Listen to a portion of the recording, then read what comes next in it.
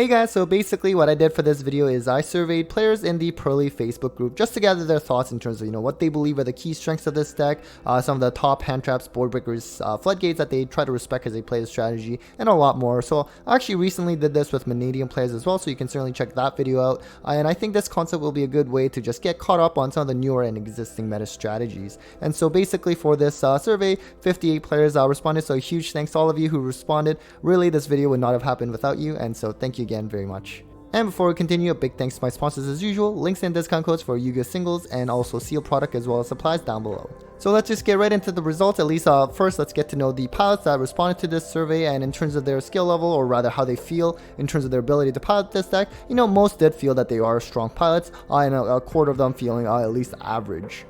Now in terms of the difficulty of this deck, so it came to around average 7.7, so this is kind of interesting. So Vanadium is, for context, actually scaled around 7.3. Of course, it's not the same players are responding to the survey, so you have to keep that in mind as well. In terms of how they rate the difficulty is definitely subjective and, can differ between different players. But, I've definitely heard that Purrely was, at least among my friends that play it, that it was surprisingly a lot more difficult to play than they initially thought it would, and actually kind of got some comparisons in terms of piloting Striker, for example.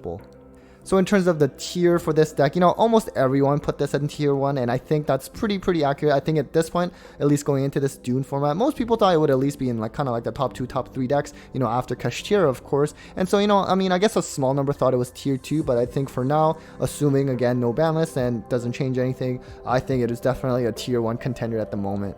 So now in terms of some of the key strengths that the players listed, and I'm kind of just summarizing the key themes that I've kind of noticed in terms of pattern, and it was really cool that so many players actually reported the consistency as being, one of the key strengths, and that's always something you want in any deck, right? And of course, a meta deck, you're likely to have a lot of strong consistency, but it's really cool to see so many people actually report this as well. And kind of related to that too is, clearly the deck has a very strong grind game, in terms of like resources. It gets a lot of resources back, even if you were to out, their Xyz monsters because of something like my friend Purrely, and we'll get to that in a short bit. But just, having a strong recovery game, a follow-up game, so that if you cannot kill Purrely, then they are just going to be able to clap back really hard, and I think this is one of the key strengths of this deck.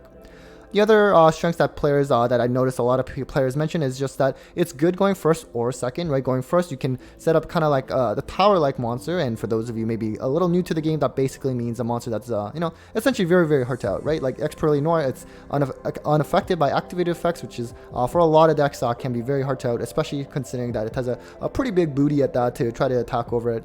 Going second, any Xyz deck or can just slap on Zeus and clear fields. It's very strong. At a point actually before Duelist Nexus, a lot of Purrely decks were actually going second builds after that ban list that kind of hit Delicious Memory, so it definitely has some really strong capabilities of going first or second.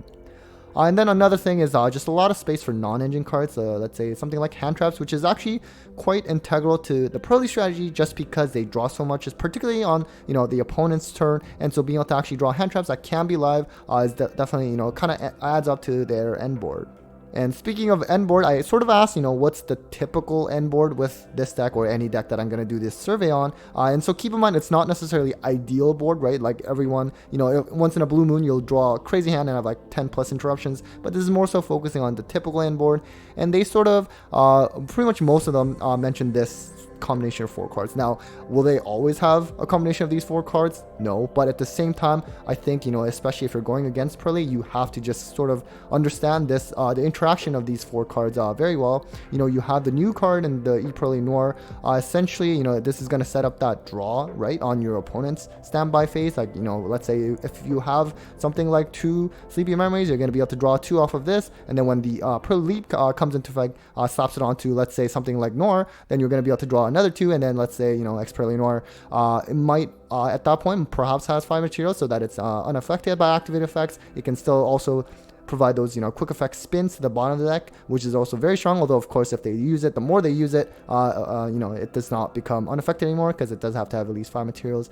The field spell is also very nice just because it in terms of the setup, but also some recovery as well as you out some of these Purrely Xyz monsters, and they're going to be able to get one of their little dogs or cats, I'm not sure, onto the field. And of course my friend Purrely really gets things started in terms of the ad, but also really strong for that recursion because X-Purrely Noirs can be pretty hard to out, and even if you do manage to get it out, let's say with like Kaiju's, Kurikara, whatever, then they still get to add 3 quick play spells from grave to hand, which allows for a really strong follow-up game if you do not kind of kill them the next or that same turn.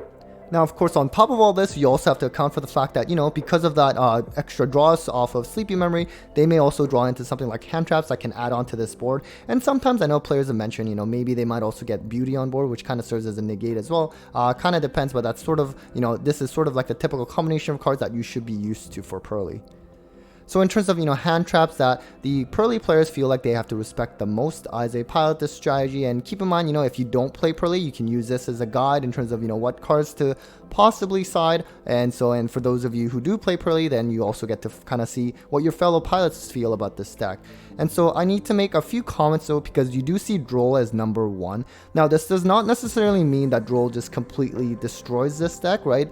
For example, with Vanadium, that's kind of the case, sure. And Purrely, I guess you could argue, the previous iteration, like let's say right after Cyberstorm Access, yes, Droll was definitely really strong. But I think nowadays post-Dune, they actually feel that it's not as devastating anymore with the new cards. But just keep in mind, the question was, what do you respect the most as you pilot the strategy, right? It doesn't necessarily mean that they instantly lose to it. It's just more so that as they play around the strategy, this is probably the hand trap that they play around the most. And to do that is, for example, let's say you summon the little dogs or cats, whatever, in the draw phase, right? So that you can add off there. The problem with that though, or rather the downside of that, is that it can play into something like Imperm very hard, just because, if you can get that field spell up first, then, your guys will be protected from something like Imperm or Veiler or even Ghost Mourner. So you kind of have to basically balance those two things, because Imperm was definitely another one that was really mentioned as can be quite devastating on, let's say Purrely, and just being able to not only stop that ad, but just preventing that Xyz summon. So I think it can be very strong. Shifter, this wasn't interesting. So while it is kind of pretty high up here in terms of what they respect, they actually made some notes about how when Purrely players go first, yes, Shifter can be very devastating, but when Purrely players are going second, they actually noted that it doesn't have that much of an impact. So I think that's really cool to note. When it comes to Ash, it looks like it's kind of like hit or miss. Sometimes it's good, sometimes it's not. I think some of the more generic spots to Ash is, let's say they start with like, My Friend Purrely, and you can kind of stop that. But nonetheless, I think it's not something that you can kind of rely on in terms of being able to actually stop their turn 1 play. Ghost Ogre wasn't really listed that high, but I mean, against something like, let's say, My Friend Purrely, it can be really good. I guess technically, because the question was, what do you kind of respect the most as you pilot it? I mean, like realistically, you're always probably going to trigger your My Friend Purrely, so you're not really playing around Ogre. At the same time, I think it can definitely have an impact. Nibiru definitely was not listed too much. I did note that, or rather, I did see in the comments how, sometimes the deck can definitely play into something like Nibiru. Let's say if they try to go for, on top of the Purrely Noir, then they also try to go for like the Beauty line of play, then that might play into Nibiru. So that's something there. So it's not completely dead, but would you side against it? Probably not. Bell, I guess it was listed pretty low. At least one person did mention how, Bell on the Purrely Noir spin effect was surprisingly can be pretty good as well. But again, something like Bestial Lancia, cards that you probably will not be siding against Purrely. And then next we have the board breakers that the Purrely players respect the most, and the Book of Moon, Book of Eclipse, those are kind of like really well respected. And I think that is of course because, let's say for example, like you're going second against Purrely, and they use the trap to target their whatever Xyz monster. You can like Book of Moon that, and they just will not be able to kind of Xyz up into that Purrely Noir. So it can be very strong. So it's something to consider. Kurikara, things like Kaiju's of course can be strong just to out that Purrely Noir, which otherwise would be very hard. But again, with that My Friend Purrely up, they do have a lot of follow-up, so you still do have to somehow, manage to OTK them, or at least something, because they are going to come back very strong. Something like Xyz Encore is very specific to a deck like, let's say, Purrely, just because, being able to, yes, stop the formation of Purrely Noir, but not only that, Xyz Encore is nice because it's also a quick play, it cannot be responded to, it can stop those additional draws on their turn. Just keep in mind, though, it's typically not really sided, right? Just because it's so specific. It can be good against Kashir as well, just because, especially against, let's say, like a Rise Heart, you banish all the materials because of a Rise Heart's effect, so they actually do not get special summon back with the Xyz Encore. And also with Herald of the Abyss, it's kind of similar to Xyz Encore concept-wise. Of course, it's not a quick play, but it is a normal spell, so you can, let's say, add it off something like Triple Tactics Thrust. the downside of Herald is some players did mention how, you know, if they can manage to get, let's say, like a Purrely on board, let's say they had set like a quick play spell or something, then, you know, they can just send that instead of the Purrely Noir. So you can kind of play around that a little better than with Xyz Encore. Some of the back removal, let's say like Evenly Dusted, Cosmic, Lightning Storm, those are, you know, more so good for in terms of getting rid of that recursion and grind game through, you know, getting rid of that, let's say, my friend Purrely, like the field spell. Of course, you also have to keep in mind, you know, if they are protected for the turn, then, you know, that's kind of useless as well. So I think, you know, they were just saying that overall it doesn't actually out their actual end board, but it can stop or at least reduce that grind game. And so some of the other ones, I think, you know, Super Poly, Regeki, Dark Hole, they were not really listed very high. So just things to keep in mind when you're playing against this strategy. And now moving on to the floodgates that the Purrely players respect the most, and number one by far definitely is D-Barrier. This was definitely repeated time and time again in terms of how strong it is against this deck, you know, calling Xyz. Of course, you know, it's kind of similar to like how Branded, I guess, just completely loses to D-Barrier when you call Fusion. Another one that's mentioned a lot was Skill Drain, of course. As you can imagine, you know, they really do need their effects on board. I guess it kind of depends on who went first though. So for example, let's say they already had the Purrely Noir up, and then your opponent like flips Skill Drain, you know, you can chain Purrely Noir just to spin that Skill Drain back, but, you know, just keep in mind, you know, the more spins that the Purrely Noir uses, then, you know, it does become more vulnerable. So those are things to keep in mind, but otherwise Skill Drain can be very strong. They did mention there can be only one as well, but, you know, technically the players had noted how you can kind of work around it. Like, let's say you have like a hand trap, you know, you can go into like a Link one, and then with like a Purrely monster, you can just go into something like Azalea, which actually Azalea can also come up against when they're facing against, let's say, a Gozen. You know, you have like two Purrelys can go into Azalea as well. They're all darks, so those are things to keep in mind. Anti-spell, I think they also did note, can definitely be strong. You know, of course, you have a lot of quick play spells that you can chain, but still, especially in like a grind game, can be pretty strong. But at the same time, this deck can also make Zeus, which can probably out a lot of like the continuous floodgates. But again, Dimensional Barrier is not continuous, and that's why it definitely struggles the hardest against that. So things to keep in mind in terms of, you know, when you're playing this strategy or when you're playing against this strategy.